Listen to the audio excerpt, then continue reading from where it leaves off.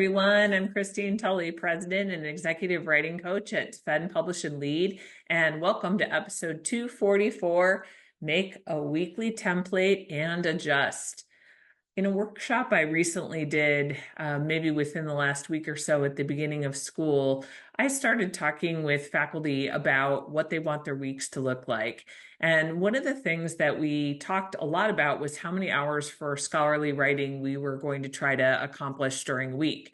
And I had somebody say something like, I'm going to make sure that I write 9 hours a week. And another person said that they were going to write 14 hours. Another person said 8. And then the next question I asked was, well, do you know if you have 8 hours? Do you know right now that you have 8 hours that you could put in on a week? And a lot of times people say, oh yeah, I definitely do. I might have to move a few things around, but I can make time.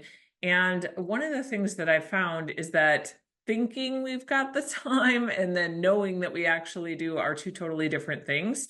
And I've become a big fan of making a weekly template. I'm not the first person to talk about this concept. Lots of people kind of suggest mapping out what an ideal week would look like. And so I tried this exercise at the beginning of that workshop, and I found within 1 week, I needed to adjust my template. So today's episode's a little bit about that and some of the decisions that went into it. If you're audio only, you can check out these templates on YouTube. And I also have a blank template that you can fill out if you want to do what I did. It's just a Microsoft Word document with some boxes. I tend to like Word for this particular exercise a little bit better than using like Microsoft Excel. And that's primarily because I can still use the comment function on it. So it basically looks like a giant grid spread out for the week. And then I can actually make some comments. So if I want to make some notes on what I want to change, the comments are visible to me, which is one of the reasons why I like to do it in Microsoft Word. But you could easily convert this to Excel or put it in something in Google and you'd get the same effect. So what I'm showing on screen first for people that are watching visually is what my template looked like at the beginning. And so let me describe some of the bones of it for people that are audio only. I figured out that I have between 6 and 8 hours of writing time a week, mostly on Monday where I have the biggest chunk of time, and then a little bit on Wednesday and Friday. So for the most part, it starts kind of in the later part of the morning and then goes to around 11-ish or 12. On Mondays, I'm lucky that I have really from 9 to somewhere around the neighborhood of 12:15 or so before I have to get to class. So those are things that I'm able to do.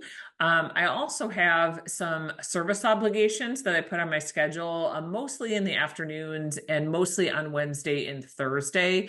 I do have a once a month meeting on Monday afternoons, kind of late. I also have my classes in there. At the moment, I'm teaching 2 face-to-face classes, and I talked in an earlier episode about how I have a really wild teaching load of 10 classes. 2 of them are face-to-face. All the rest of them are online and asynchronous. So while I don't have to physically put them in my schedule, I have to at least put these 2 classes in there. And I also need to block out time for grading and teaching prep and all that. So one of the things that I kind of knew I was going to do already, and I talked about this last week or the week before when I talked about teaching overload, but Sundays really from noon, 1 o'clock on, I'm doing teaching prep until I'm finished. And I kind of in the fall, I do that while I'm watching NFL. So I'm into watching Sunday football. So that's a good time for me to work and do some prep at the same time. For grading, I probably will have some of that on Sundays as well, particularly when I have some papers, but I also build into grading blocks on Tuesdays and Thursdays in a hole around one of my face-to-face classes. That's a Tuesday, Thursday class. I also put some time in for what I call life management. So I give myself kind of an hour and a half to an hour and 15 minutes to just do things like return items, make a phone call, like do that kind of management. And then I have some fixed obligations like dropping my daughter off at school and picking her up and doing some stuff with her external activities. So I put that in there, put in some other things that I want to do. So if, for example, I'm Catholic, I go to Mass, so I want to have time for that on Sunday. And then on Wednesday, I'm playing tennis for an hour. Notice I don't have other kinds of times to work out or anything like that on mine if you're looking at it live, partially because I don't honestly believe I'm going to get get more time out of the schedule, but also because I have a dog and I have to walk the dog every night. So at least I get something and that'll be good enough. So that was my template schedule for the week. And then this week, so I'm now in week 3, I have since made an adjustment and I want to talk through some of those decisions about that. So what I ended up discovering was that I could have a block for life management on Tuesday, but in some ways, so that was around an hour and 15 minutes to an hour and a half Tuesday morning before teaching a class at 11. But what I found was that really I have 2 different kinds of life management things. I have a bunch of phone calls, and then I have other kinds of life management, like, running to fill a prescription or going to the dry cleaners or whatever the things are. And so I decided on Tuesday morning, before I leave the house, I'm just going to knock out all those phone calls. I have discovered, and many of you have as well, that, calling a doctor's office on Monday morning or calling anyone on Monday morning sometimes is not the best route to go because everyone's trying to call on Monday morning. So instead, I decided I'm going to book from 9 to 9:30 Tuesday, no matter what. That's when I do all the phone calls, like all those annoying calls to like dispute a charge on a bill or something like that. So I have that. And then I have what I also switched out with that is that I only dedicated phone calls for a half hour. So versus having an hour and a half, say, for life management stuff before an 11 o'clock class, I just gave myself from 9 to 9:30 when I get into the office to do it. And then the rest of the time I'm using to prep for the class at 11 o'clock. I have gone the route where I've prepped for classes an hour or 2 before I actually teach them. But in this case, what I've found is that prepping on Tuesday for a class that meets Tuesday, Thursday for the whole week, and then also, if I have any leftover time doing some grading for that class, that has really allowed me to kind of deal with all the class business at once for that class, and then I can forget about it for a week. So I don't really have to prep for it on Sundays because I'm kind of ready. I might have to keep up with the grading elsewhere if I can't get it in during that time between making some phone calls and class. But right now it's been working really well because I just prep it once. The week is all done. Grading, I'm at least keeping tabs on it once a week. And of course, if I have to build in more time, I'll do it during one of my other grading times that I have. So right now that's Tuesday afternoon and Thursday morning before class were the 2 that I put in there. And there's a few other things.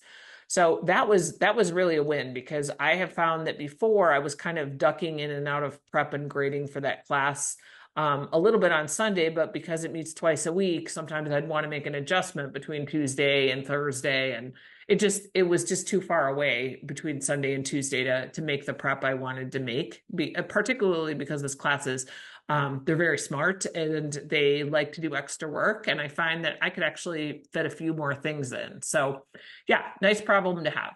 The other thing that I realized is that sometimes when you make a template, you completely forget about some of your obligations. And one thing that I realized is that while as the owner of Defend, Publish, and Lead, lots of my little white spaces on my calendar are times to check email or return a phone call or to meet with clients.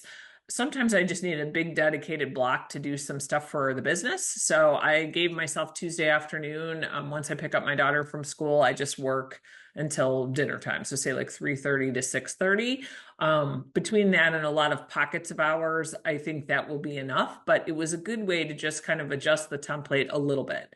Now, one thing I might realize is that, hey, I don't have enough time for grading, or I might have too much time for grading. Or one of my obligations right now, my daughter is a cheerleader for football, but football season ends at the end of October. So I will get those Saturday mornings back. And that will be something that I'll have to consider. So I just like the idea of kind of revisiting what a week looks like. If you want to try this yourself, I did post in our show notes a blank link to a weekly map that you're able to download and use. So it's just, strictly it's set up to start on Monday. Everything's in a half-hour increment and it starts at 8 a.m. Of course, if you want to adjust it, you can assert rows if you want to start at like 7:30 or 7. I generally, just for the record, I don't put life type stuff like getting ready for work or those kinds of things because I just assume that until 8 o'clock, that time is not my own.